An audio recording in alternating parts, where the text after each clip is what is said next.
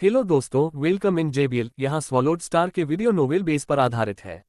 तो ध्यान से सुने और जल्द से जल्द सब्सक्राइब कर ले, जिससे आपको आने वाली नई वीडियो पहले मिल सके।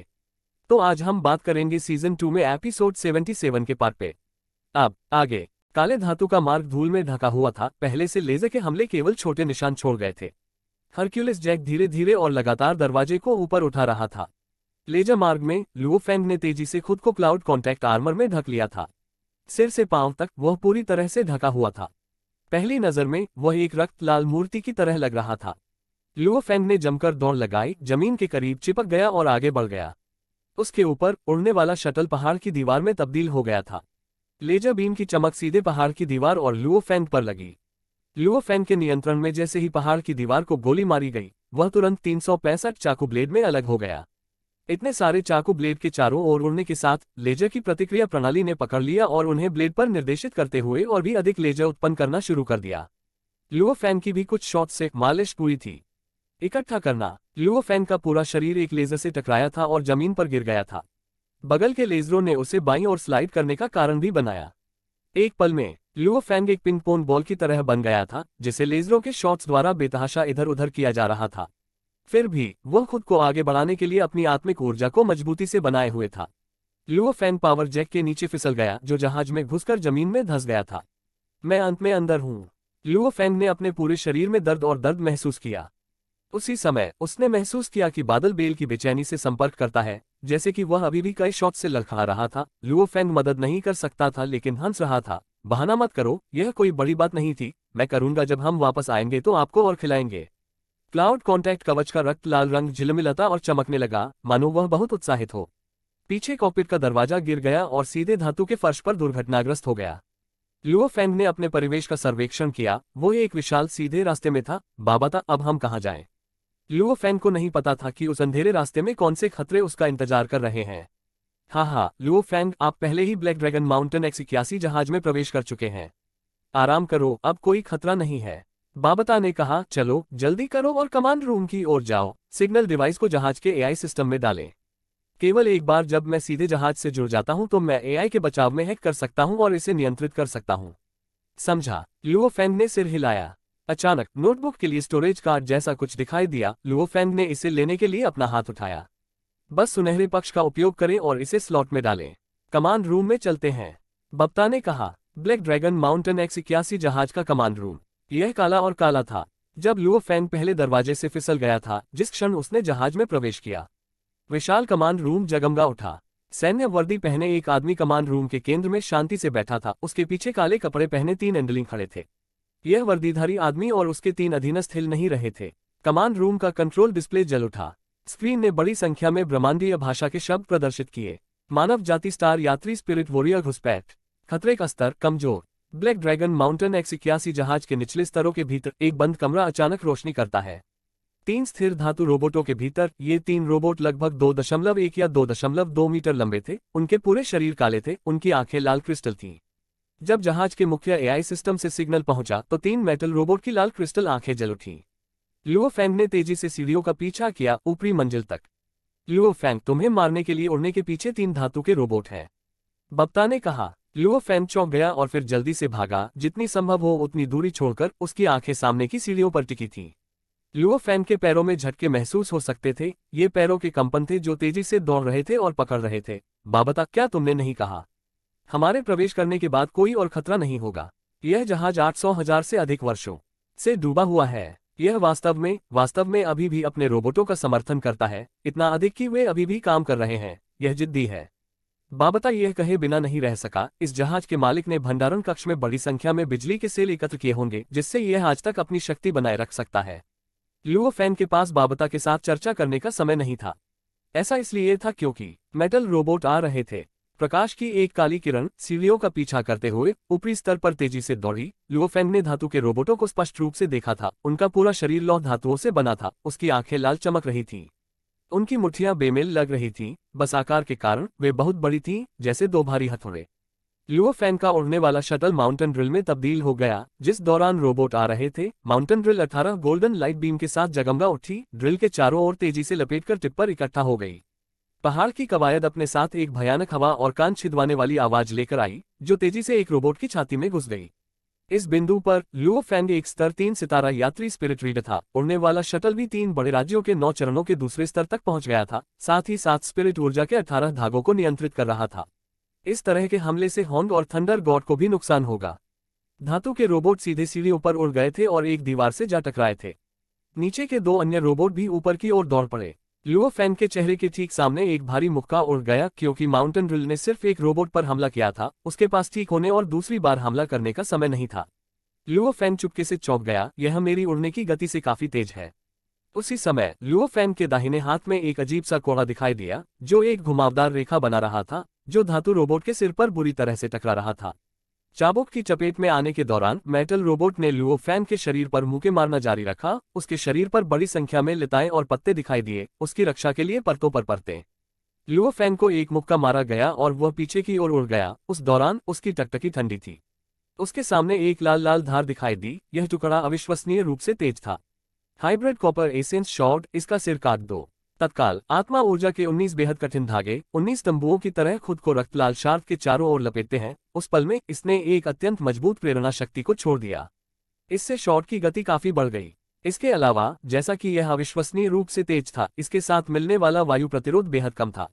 ड्राइविंग बल प्रतिरोध को पार कर गया। स्वाभाविक रूप से गति में लगातार वृद्धि। रक्त लाल शॉर्ट चौंकाने वाला तेज था। यह तुरंत 3 रोबोटों के सिर की ओर उड़ गया, उनके सिर को साफ करने की कोशिश कर रहा था। एक कान भेदी ध्वनि, वास्तव में धातु रोबोटों की गर्दन से चिंगारी निकली थी। शुरू में बेहद तेज हाइब्रिड कॉपर एसेंस शॉट को हटा दिया गया था। उस भारी हमले को झेलने के बाद रोबोट थोड़े पीछे हट गए। लुओ फैंग ने अपनी आंखें खोली। यह देखना स्पष्ट था, रोबोट की गर्दन हल्की खरोंच थी, ठीक से घाव भी नहीं था। बता, ये रोबोट क्या है? लुओ फैंग ने अपने दिमाग में चिल्लाया। उसके पास और कार्ड नहीं थे, यहां तक हाइब्रिड कॉपर एसेंस शॉट का भी कोई प्रभाव नहीं पड़ा। लुओ फैंग की गणना के भीतर पहाड़ की कवायद पर भरोसा करते हुए वह स्टार ट्रैवलर लेवल 7 या 8 के खिलाफ भी जा सकता है। बता, अब क्या? लुओ फैंग ने कहा। चिंता मत करो, मैं इस पर काम कर रहा हूं। बप्ता ने कहा। आप काम कर रहे हैं? लुओ फैंग किसी और चीज की चिंता नहीं कर सकता था। वो रास्ते में मुड़ा और भागा। हालांकि उसकी गति की तुलना धातु के 3 रोबोट से नहीं की जा सकती थी, इसलिए लुओ फैंग के हाथों में 2 लंबी लताएं बढ़ी। जब उसने देखा कि वे आ रहे हैं, तो वह उन्हें कोड़े मारेगा। इसके साथ वह उन्हें धीमा करने में कामयाब रहे। लुओ फैंग चौंक गया था। उसकी आत्मा की ऊर्जा ने महसूस किया था कि पीछे धातु के 3 रोबोट वास्तव में गिर गए थे, गतिहीन। 3 काले धातु के रोबोट बिल्कुल भी नहीं चल रहे थे। लुओ फैंग, ये 3 रोबोट मेरे नियंत्रण में हैं।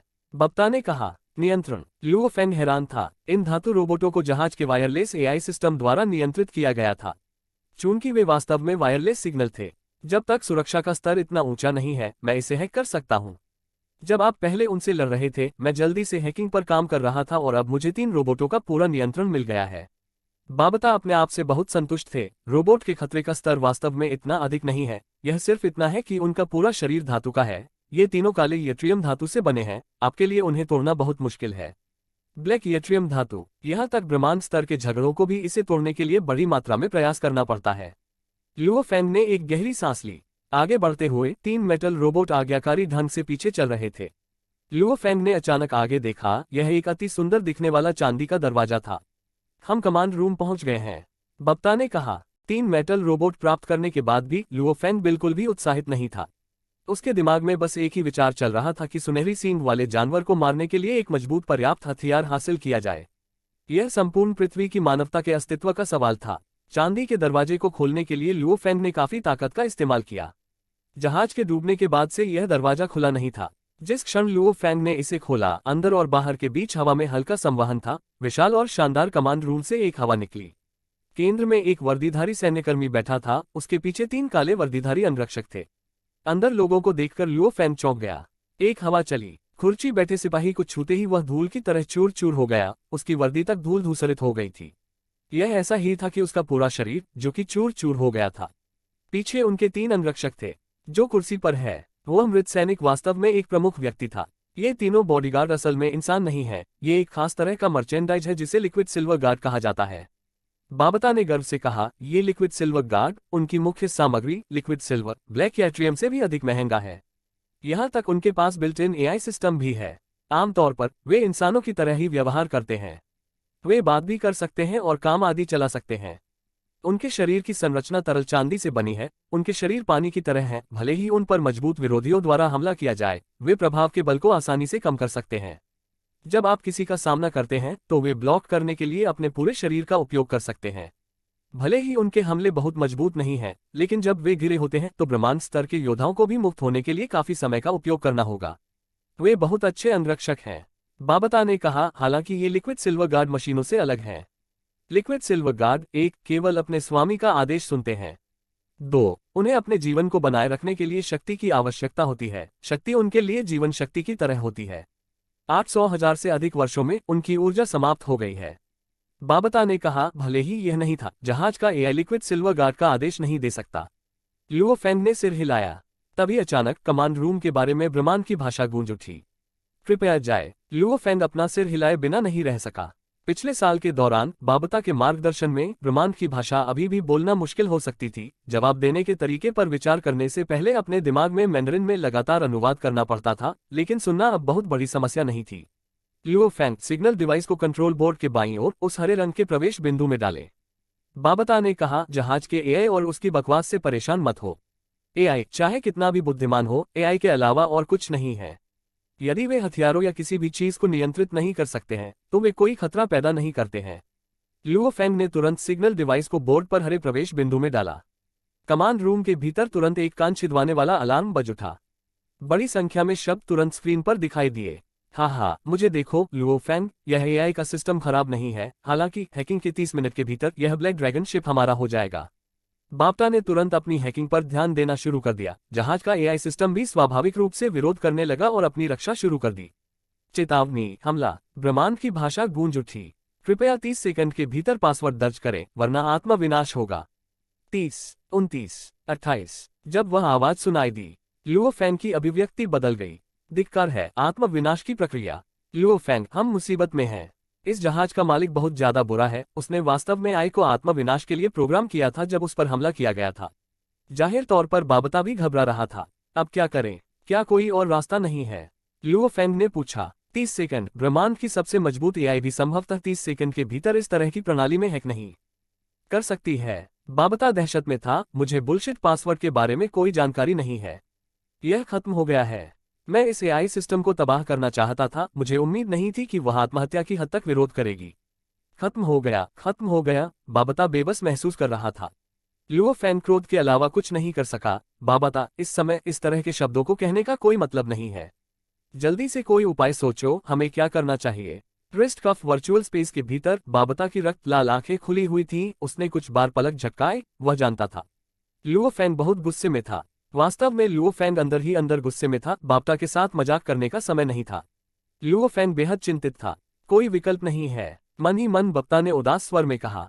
अचानक कंट्रोल बोर्ड ने एक कान छिदवाने वाली आवाज निकाली। बड़ी संख्या में शब्द स्क्रीन पर पागलों की तरह दिखाई देने लगे। कंट्रोल बोर्ड पर बड़ी संख्या में बटन और पैनल भी आग की लपटों में फटने लगे। 5, 4। कंट्रोल बोर्ड की स्क्रीन पूरी तरह से काली हो गई थी। कमांड रूम के भीतर की रोशनी भी चली गई थी, जो अंधेरे में डूबी हुई थी। और यहाँ पे यह पार्ट खत्म होता है। Bye bye guys. यदि आपको यह एक्सप्लेनेशन अच्छी लगी हो तो लाइक करें और नेक्स्ट पार्ट के लिए